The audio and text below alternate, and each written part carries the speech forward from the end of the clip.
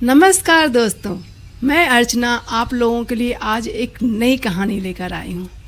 यह कहानी काफ़ी पुरानी है, आज से लगभग 2500 वर्ष पुरानी। उस वक्त गौतम बुद्ध जीवित थे और वह अलग अलग जगहों पे जाकर लोगों को उपदेश दिया करते थे। तो तैयार हैं आप लोग नई कहानी सुनने के लिए? तो चलिए कहानी की शुरुआत करते हैं। इस कहानी का शीर्षक है अंगुलीमाल डाकू और गौतम बुद्ध।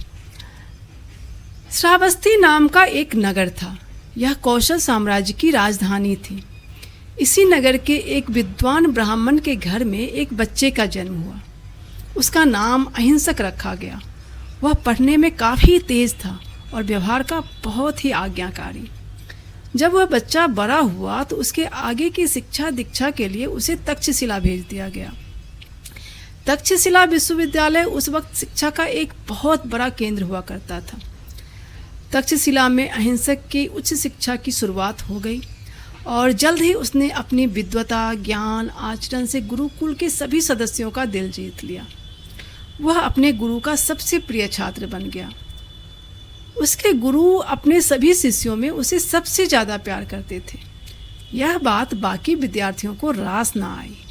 वह अहिंसक से जलने लगे और उनका एक ही लक्ष्य था, किसी भी तरह अहिंसक गुरु की नज़रों में गिर जाए और दोनों के बीच का जो संबंध है वह ख़त्म हो जाए। इसके लिए उन विद्यार्थियों ने एक योजना बनाई। एक दिन उन्होंने गुरु के कान में यह बात डाल दी कि अहिंसक खुद को गुरु से भी ज़्यादा ज्ञानी समझता है। गुरु माँ भी इस बात को मानती हैं और पूरे गुरुकुल में इस बात की चर्चा है कि अहिंसक बहुत जल्द गुरुकुल में अपने गुरु की जगह ले लेगा। पहले तो गुरु को लगा कि ये सब बकवास बातें हैं। उन्हें इन बातों पे कोई विश्वास नहीं हुआ और उन्होंने इसे इग्नोर कर दिया। मगर ये लोग अलग अलग माध्यमों से गुरु को यह बात बताने का प्रयास करते रहे और एक वक्त ऐसा आया जब गुरु को भी इन बातों में सच्चाई नज़र आने लगी। वो अहिंसक पर शक करने लगे, जो धीरे धीरे जलन में तब्दील हो गया। अब गुरु अपने सबसे प्रिय शिष्य अहिंसक को अपने रास्ते से हटाना चाहते थे और इसके लिए उन्होंने एक साजिश रची। गुरु ने अहिंसक से कहा, अहिंसक, अब वक्त आ गया है कि तुम मुझे शिक्षा के बदले में गुरु दक्षिणा दो। अहिंसक उत्साहित होकर बोला, गुरुदेव, आपको गुरु दक्षिणा देना मेरा सौभाग्य है। कृपया बताएं, आपको गुरु दक्षिणा में क्या चाहिए? गुरु ने कहा, मानव शरीर के दाहिने हाथ की 1000 सबसे छोटी उंगलियां। सुनकर अहिंसक को अजीब लगा।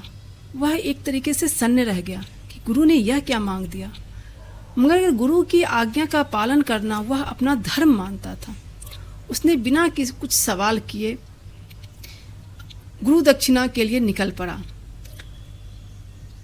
अहिंसक गुरु की नीयत से बेखबर गुरु दक्षिणा के रूप में उंगलियां इकट्ठा करने निकल पड़ा। गुरु ने सोचा था जैसे ही अहिंसक उंगली के लिए किसी पर वार करेगा तो उसे गिरफ्तार कर लिया जाएगा और उसे सजा दे दी जाएगी, मगर ऐसा नहीं हुआ।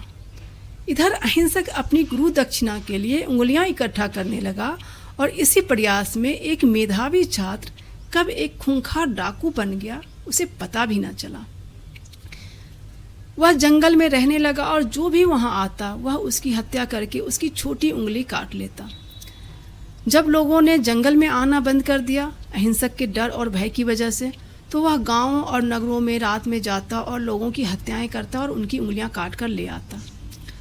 शुरुआत में उसने जो उंगलियां इकट्ठा की थी उसे पैर में टांग देता था, मगर जंगली जानवर उन उंगलियों को खाने का प्रयास करने लगे और उन जानवरों से उंगलियों को बचाने के लिए उसने उन उंगलियों की एक माला बना ली और उसे अपने गले में डाल लिया और इसी कारण उसका नाम अंगुलीमाल डाकू पड़ा। इस प्रकार उसने एक के बाद एक 999 लोगों की हत्याएं की और 999 उंगलियां इकट्ठा कर ली थी। अब आखिरी उंगली चाहिए थी उसे गुरु दक्षिणा पूरा करने के लिए। उसकी इस हरकत की वजह से पूरे शहर में एक आतंक का माहौल बन गया था। कौशल के राजा प्रसेनजीत ने उसे पकड़ने के लिए पूरी सेना लगा दी थी, मगर फिर भी वह पकड़ में नहीं आ रहा था। एक दिन गौतम बुद्ध श्रावस्ती नगर आए। उन्होंने लोगों को उपदेश दिया और कुछ दिनों के लिए वहीं रुक जाने का फैसला किया।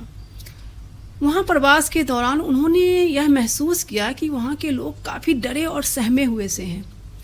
उन्होंने जब लोगों से पूछा तो उन्हें उंगलीमाल डाकू के आतंक के बारे में पता चला। यह बात सुनने के बाद वह जंगल की तरफ चल पड़े। लोगों ने उन्हें जाने से मना किया, मगर गौतम बुद्ध ने लोगों से कहा, मुझे कुछ नहीं होगा। जब वो जंगल में प्रवेश किए, अंगुलीमाल की नज़र उन पर पड़ी। उसने मन ही मन सोचा, कौन है यह व्यक्ति जो अकेला जंगल की तरफ आ रहा है? यहाँ तो लोग झुंड में आने से भी घबराते हैं और यह अकेला चला आ रहा है। वह मन ही मन हंसा और बोला, कोई पागल ही होगा। खैर, मुझे क्या, आज मुझे मेरा 1000वां शिकार मिल जाएगा। और वह जोर जोर से हंसने लगा। हा हा हा हा हा हा। गौतम बुद्ध उसकी गुफा के सामने से निकलते हुए जंगल के अंदर की तरफ चले जा रहे थे। उंगलीमाल ने उन्हें आवाज़ दिया, ऐ सन्यासी, रुको। गौतम बुद्ध उसे अनसुना करते हुए आगे बढ़ते चले गए। उंगलीमाल ने तेज और कड़क आवाज़ में दोबारा बोला, सुन नहीं रहे तुम? मैं तुम्हें रुकने बोल रहा हूँ। गौतम बुद्ध चलते रहे जैसे उन्होंने कोई आवाज़ सुनी ही ना हो। उंगलीमाल ने सोचा, दौड़कर इसे पकड़ लेता हूँ। वह जितनी तेजी से भाग सकता था भागा, मगर गौतम बुद्ध को पकड़ नहीं पाया। फिर उसने गुस्से में और कड़क आवाज़ में बोला, कौन हो तुम जो इस राज्य के सबसे शक्तिशाली व्यक्ति की बात नहीं मान रहे? तुम भागे क्यों जा रहे हो? इस बार गौतम बुद्ध रुके।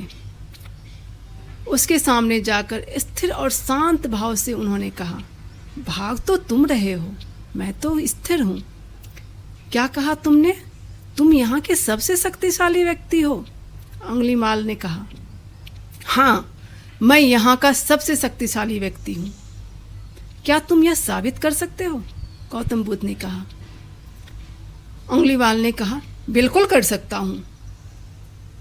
गौतम बुद्ध ने कहा, ठीक है, जाओ और उस पेड़ से कुछ पत्ते और टहनियाँ तोड़कर ले आओ। उंगलीमाल गया और आसपास जो भी पेड़ थे वहाँ से कुछ पत्तियाँ और टहनियाँ तोड़कर लेकर आया और गौतम बुद्ध के पास रख दिया।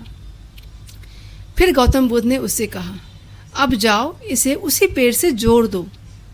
उंगलीमाल ने कहा, पागल हो, टूटी हुई टहनियाँ कैसे दोबारा जुड़ेंगी? गौतम बुद्ध ने कहा, ठीक कहा तुमने, टूटी हुई पत्तियाँ और टहनियाँ नहीं जुड़ सकती। ठीक उसी तरह जिस तरह एक इंसान की जान चले जाने के बाद वह वापस नहीं आ सकती। जो चीज़ तुम वापस नहीं कर सकते उसे लेने का अधिकार तुम्हें किसने दिया? गौतम बुद्ध की इस बात को सुनकर उंगलीमाल की आंखें खुल आई। उसने गौतम बुद्ध के चरणों में खुद को समर्पित करते हुए अपना हथियार उनके चरणों में डाल दिया और उसके बाद उसने आतंक का रास्ता छोड़कर अहिंसा के पथ पर चल पड़ा और गौतम बुद्ध के अनुयायी के रूप में उसने बौद्ध धर्म का प्रचार और प्रसार करने लगा। तो यह थी कहानी गौतम बुद्ध और उंगलीमाल डाकू की। उम्मीद है आपको यह कहानी पसंद आई होगी। तो चलिए फिर यह कहानी यहीं पे ख़त्म करते हैं और एक नई कहानी के साथ फिर आप लोगों के सामने उपस्थित होंगी। तब तक के लिए जय हिंद।